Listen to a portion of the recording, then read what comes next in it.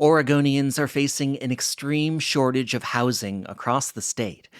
We have one of the lowest supplies of rentals that are affordable to people who are living at or below the poverty line, and we also rank fourth in the country when it comes to underproducing housing.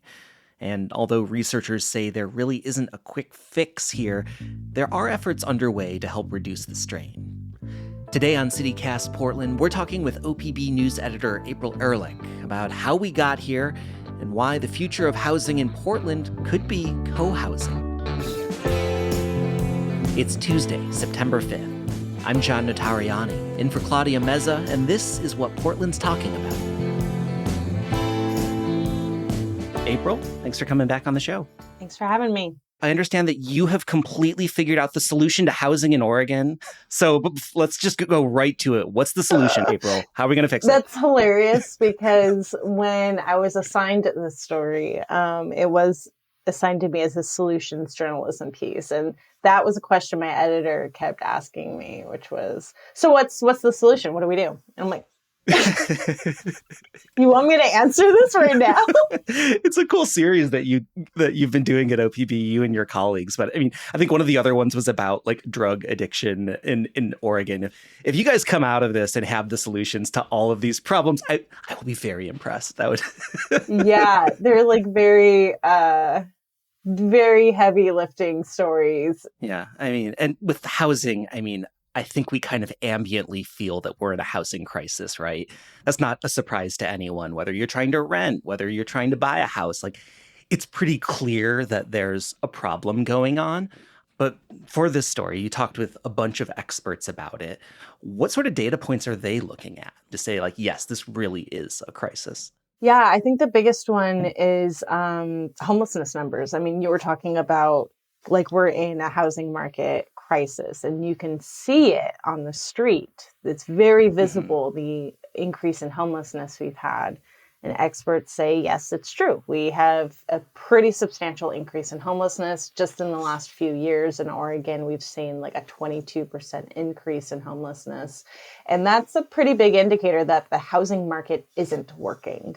Another one is housing prices. Those have skyrocketed in recent years. And I think that's a pretty big indicator, too, that this whole supply and demand system is working in favor of the suppliers.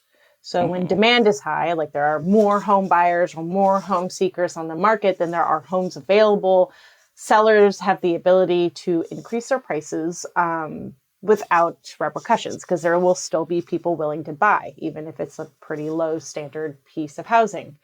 And in addition to that, when there are fewer homes on the market, there are fewer homes available to rent.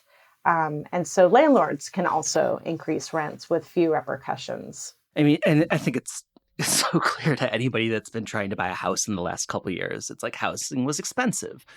And then the pandemic happened and the housing prices went through the roof and got crazy for a little while. And now mortgage rates are up. And I was reading that like just a standard mortgage on average is $800 more a month now, just like with the rising rates. Oh, yeah, it's insane. And I mean, even people who were really waiting to buy a house, you know, a lot of millennials waited to buy a house until about the pandemic time when they suddenly had an increase in pay because incomes were increasing slightly during the pandemic, during the labor shortage. And then they got these pandemic-related emergency funds, and that helped them save up for a mortgage. And that's kind of why we had a rush on home buying right at the start of the pandemic. But in turn, that increased prices. And because of inflation, we saw this increase in rates. And so at this point, if you were hoping to buy a house around the time of the pandemic and you haven't done it yet, right now is not a good time to do that. You might want to wait until the rates decrease. Wait until the earthquake? Is that wait until the big one hits? The housing prices will go back down? Yeah. Oh, no. That's one solution. All right, great. We're done. We got it. We figured it out. I mean, like, housing prices are high everywhere, though, you know, like across the country. This is obviously an issue. But one of the things that you point out in your story is that Oregon is also significantly underproducing, that like we are number 4 in terms of underproduction in the country. One of the things you talk about is like our land use policies, specifically the urban growth boundary. You could imagine a Portland metro area that just sprawls for like miles and miles and miles and miles, and that it being one of these giant metropolitan areas like Atlanta comes to mind, like Denver, like Houston comes to mind as these places with these giant sort of never-ending suburbs. That Portland could be like that, and we're not that way because of these laws. But I'm guessing that the sort of through line there is like you draw a line around a city and say you can't build outside of that. There's not going to be a lot of building happening because the inner city gets really expensive, right? Yeah. And I mean, do you want to look like Houston or Atlanta or Southern California? I think people can make the case that that isn't an efficient way to make use of land either, right? Like Yeah. the roads are giant. It's really difficult to have public transportation. It's difficult to get anywhere efficiently. Traffic is horrible. Mm-hmm. And so really we have this movement right now of in building instead of, I mean, we do have more leg room now to expand our urban growth boundaries in Oregon thanks to recent laws, but policymakers are also focused on building up than out. You might have noticed a lot of new construction, like a lot of the single family homes being built now are what are called tall and skinnies. Yeah. The really tall, really skinny houses. they make Yeah. really efficient use of a small plot of land. Yeah, I call those weird roommate houses because everybody I know who lives in one of those bought one of those houses. It was like a little bit more than they could afford. Uh-huh. And then they needed a roommate to cover their mortgage. So that's like I totally know someone like that. That's hilarious. but this sort of brings us to the question of single family housing in general and like, why we had this love affair with single family housing of, having four walls and a yard and a porch, which is brilliant and wonderful and idyllic and like also super impractical, right? Like how has our attachment to single family housing in general and the racism behind that sort of led to where we're at today?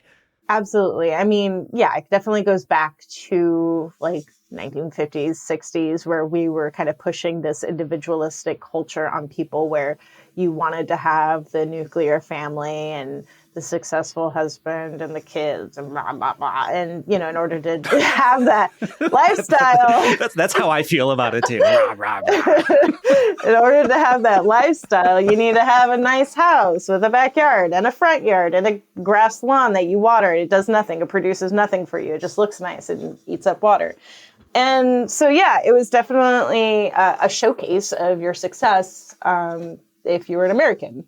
But obviously, that doesn't suit everyone. Not everybody wants to live in a nice nuclear family. Not everyone has the capability of living in a nice nuclear family with their own house. And especially in a region that is getting more expensive because of this constraining urban growth boundary, a lot of people can't afford it. Can you really expect hundreds of thousands of people to live in a small designated area and let them all have their own single family home with a backyard and a front yard? It's just unrealistic. There's no way. And so Yeah. you mentioned the racism aspect of zoning laws. That kind of goes back to people were buying their homes, right? And they wanted their property values to increase. And in their eyes, if they allowed people who are low income or people of color into their neighborhoods, their property values would decrease. And so they created these zoning laws, basically making it so in this one neighborhood, you could only build single family homes. And these single family homes have to look a certain way and they have to cost a certain amount. And because of that, they definitely vetted out anybody who was low income and anybody who was of color. And then a lot of times these early laws straight up had covenants that said you cannot sell or rent to people of color. Yeah. And that has had pretty longstanding impacts on our society today because those neighborhoods, those nice single family home neighborhoods, increased in value, and those families who owned property in those neighborhoods were able to pass that generational wealth onto their kids, onto their grandkids, etc. And those families were able to grow wealth. And because we prohibited that right to people of color, a lot of those families today are still living in poverty.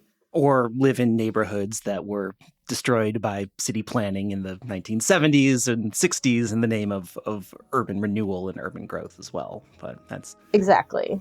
well, let's take a quick break. And then when we come back, let's talk about what we might be able to do to actually begin fixing some of these things.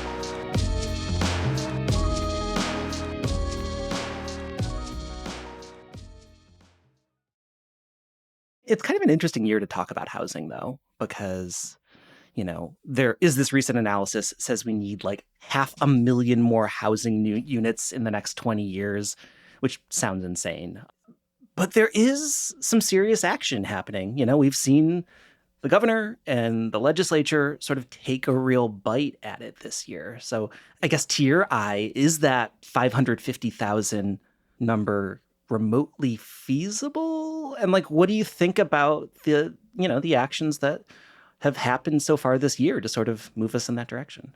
Yeah, I mean, like you indicated, the governor earlier this year passed a few emergency declarations on, calling on the state to do stuff about homelessness and housing. And among those orders, Governor Kotek called on the state to increase its housing production by 80%, which is insane. It is a tall order. It is a tall order. And it's interesting because on its face, it implies that builders just aren't building because they just don't feel like it. But I mean, if you think about it, a developer, it benefits them to increase housing because the more housing they build, the more money they make. So there's obviously some reason. If you build a house, you get paid for it. Yeah.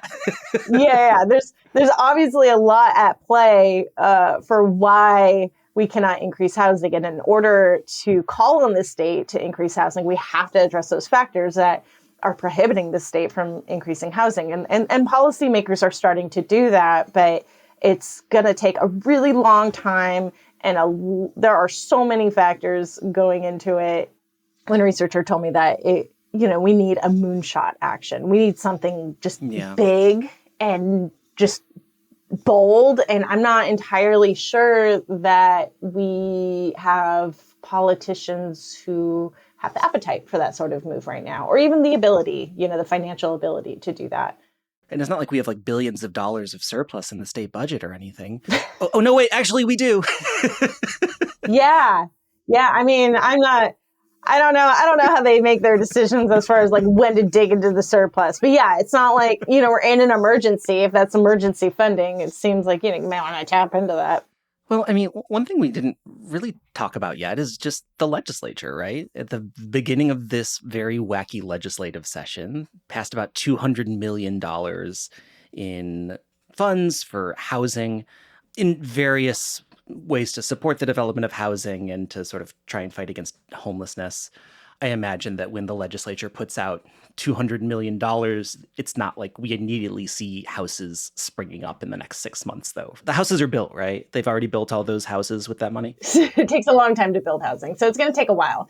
Even when they build that housing, it's not going to be affordable, right? Because of all the things that we talked about earlier that's increasing housing prices because of labor shortages, building costs, land costs, system development fees. Naturally, whatever you build out of that is going to be expensive. And normal people, low-income people, middle-income people, low-income people aren't going to be able to afford that. Yeah, so like all of that's in the future, of course, though. Like these new houses theoretically are going to come online at some point in the next several years, and that'll be great. But I did sort of want to look back at, this is something that the state has been working at in drips and drabs for several years, and particularly thinking about the single family zoning laws that got passed in 2019. We were just talking a little while ago about single family zoning and like why it's just sort of an outmoded idea. But the state did decide to get rid of dedicated single family zoning of like this land, this block can only be these white picket fence single family houses. We got rid of that back in 2019. And I'm wondering, if we're seeing any effect from that 4 years later, and if that can tell us about anything about where we might be going over the next 5 years. It's definitely too soon to tell. I mean, I don't know that anybody has really assessed the impacts that it's had in these few years, I personally doubt that there has been a major impact. It's only been a few years, and it takes decades to see the impacts from stuff like that, right? Like, we already have these neighborhoods that expect single family homes. And so you may have heard about groups of people being very upset about a multifamily housing unit being plopped into their single family neighborhood. People aren't happy when that happens. Which one? I'm thinking of several Yeah. ongoing things in the city at this very moment of that happening. Yeah. Yeah. And it happens just in casual conversation. I go to my hairstylist and she constantly complains about the multifamily housing unit that's getting built next door to her and how these people are going to be looking into her backyard and she's going to have no privacy. And that's difficult. It's difficult for people to live with. Right? Like, on an individual level, you get it. Like, oh, that sucks. You used to have this nice private backyard and now people are going to be peering in at you. But on a societal level, we need to learn to live with people, right? Like, we need to learn to live in a community where we see other people and we live close to other people. If you don't like that, you might want to consider moving someplace where it's more sparsely populated. I mean, that's something that you write about in your story as well. You do sort of frame it with the story of some of these people who are looking at buying a home and found it cost prohibitive and are sort of looking at alternative ways of being like, well, what if we buy a house with our friends and we like still all live together, even though we're homeowners and like get the benefits of that. And it's kind of, I mean, I think for a lot of people who've spent their entire lives and careers trying to afford the down payment on this nice but insanely expensive home, that is a bit of a mental shift, but like it's also kind of a cool one. Like, oh, yeah, maybe we just get used to living closer together. Yeah, I think that's really the crux of it, is that we don't know how to live with other people anymore. We don't like it. We were taught we need to have our own individual self, and when there's somebody in your life who's toxic, you cut them out. But relationships take a lot of work. And maybe at this point, we haven't really flexed those muscles as well as we should have. And maybe it is better for us to know how to live with each other, or at least closer together, so that we have a sense of community. So we're not all alone living in our own little bubbles. That's easy for me to say. I live in my own house and I don't ever want to have roommates. So wait. So April, you just went on this huge philosophical, like beautiful story about how everyone should live next to each other. But you're like, but not for me. You should do it, not me. But not me. but not April. Not in my backyard, is what April says. I mean, to be fair, if I could build an ADU, I absolutely would. It's really expensive to do that. Can I move into your house, April? You got a spare room? I'll pay the mortgage. If you cut me in on the mortgage, I'll. I have a 2-bedroom, like 800 square foot house. It's so tiny. You're welcome to live here with my huge zoo of animals if you want, but, I don't think you would like it. Well, April, thanks for walking us through all of this. I mean, this is one of the major, huge, complex issues that we're facing. Thanks for having me. Love talking housing. And finally, an update from Friday's show. I'd mentioned that Mike Schmidt's campaign had called out City Commissioner Rene Gonzalez for getting free office space for his campaign offices downtown. But what I'd missed is that he probably wasn't referring to Gonzalez at all, because challenger Nathan Vasquez is also getting free office space downtown, thanks to a donation by a local developer. Thank you so much to the CityCast listener who pointed that out.